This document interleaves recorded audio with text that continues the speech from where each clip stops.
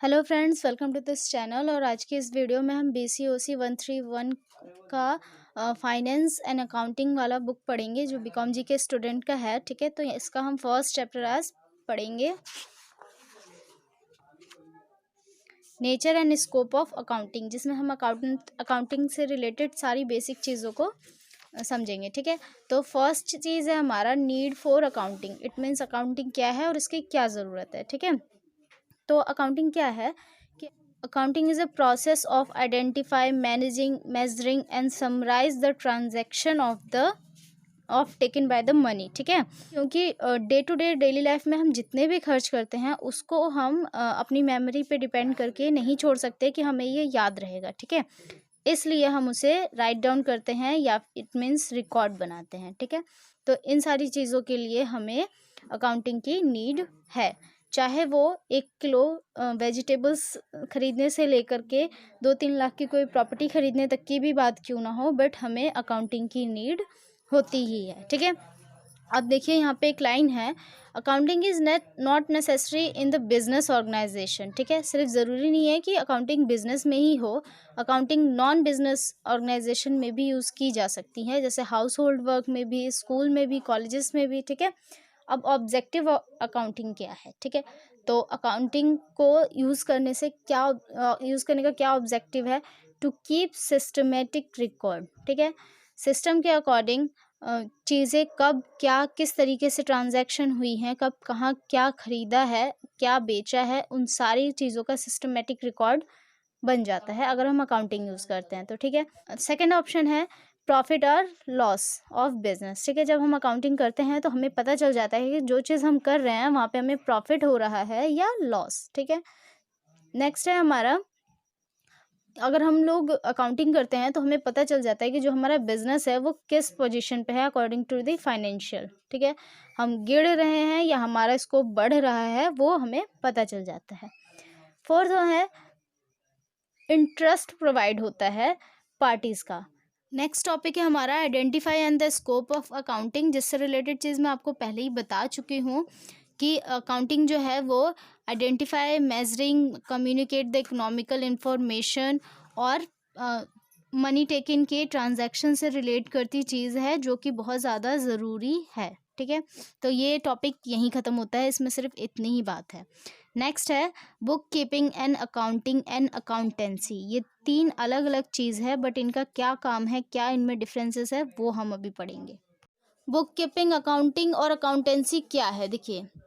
Book keeping systematic record of the business transaction in a book of account. Account की book में जो business का transaction है उसको सिस्टमेटिक तरीके से बैलेंस करना क्या है, रिकॉर्ड करना, बुक कीपिंग है।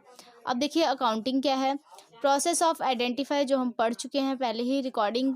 ठीक है, ये है। और थर्ड वन है accountancy, the science of measuring of the wealth and the systematical knowledge of the accounting. ठीक है, अगर हम अकाउंटिंग करते हैं तो उससे हमें क्या यूज़ होता है वो। ठीक है, to understand the prevent position of the enterprises. ठीक है, अपनी कंपनी का जो प्रेजेंट पोजीशन है आपको वो समझने में आपको हेल्प होगी अगर आप फाइनेंशियल अकाउंटिंग करते हैं तो। ठीक है, नेक्स्ट है to compare it prevent information with that past year. ठीक है, पिछले साल आपका क्या स्कोप था और इस टाइम आप कौन से पोजीशन पे हैं वो समझने के लिए भी फाइनेंशियल अकाउंटिंग बहुत ज़्यादा इंपॉर्टेंट है।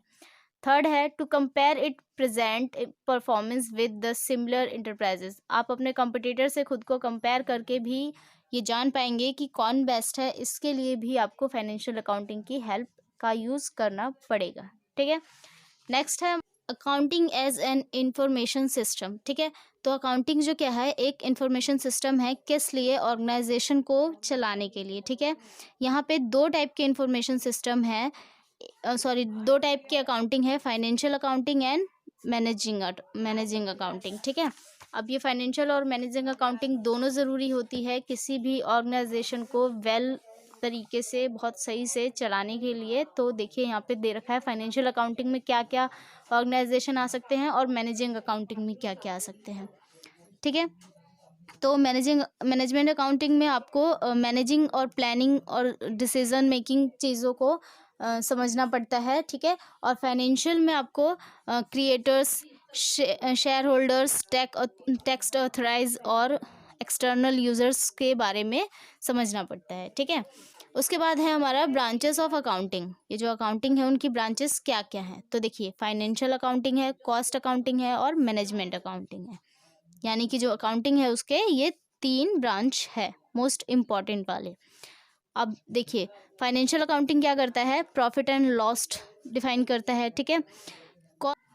कॉस्ट अकाउंटिंग का जो पर्पस होता है वो एनालाइज करने का होता है कि हमने कब क्या खरीदा, कब क्या खर्च किया और कौन सी सर्विस किस टाइम हमने ली, उसमें हमें कितना अमाउंट पे किया, क्या प्राइस था, वो सारी चीज़ें, ठीक है।